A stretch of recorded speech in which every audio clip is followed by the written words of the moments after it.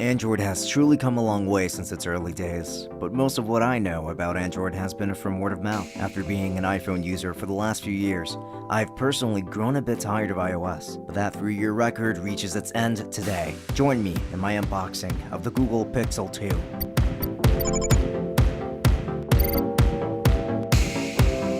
Let's start with the unboxing of the phone. After removing the lid from the top, we are met with the Google Pixel 2. At first glance, the device looks comfortably sized, but let's confirm how it feels by removing the protective plastic.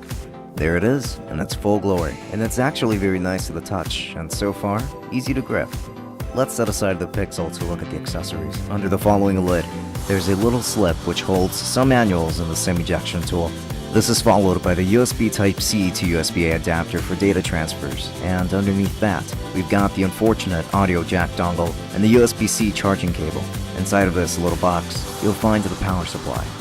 This device feels very solid on the exterior and sustains a premium feel from front to back.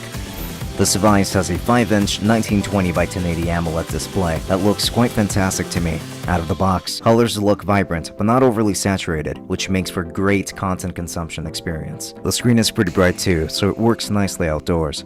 On the right, you'll find a volume rocker and a sleep-wake button. On the left, only a SIM card slot.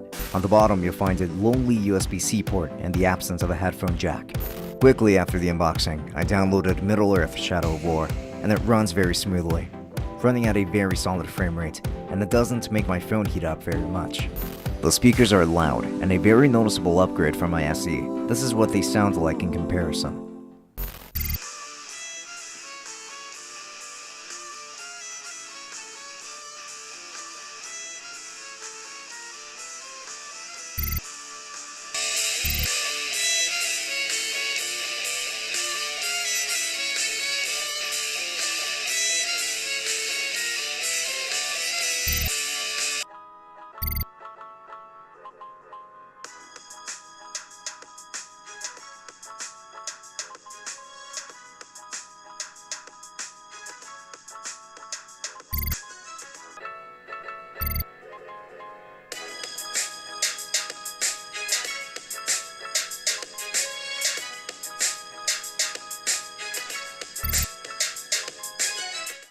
And the fact that they are front-facing is a big plus for me, as they're hard to cover. Also, now you have some options for triggering the Google Assistant. Two that I use the most are the OK Google voice command and one that I did not think I'd like, the squeeze shortcut.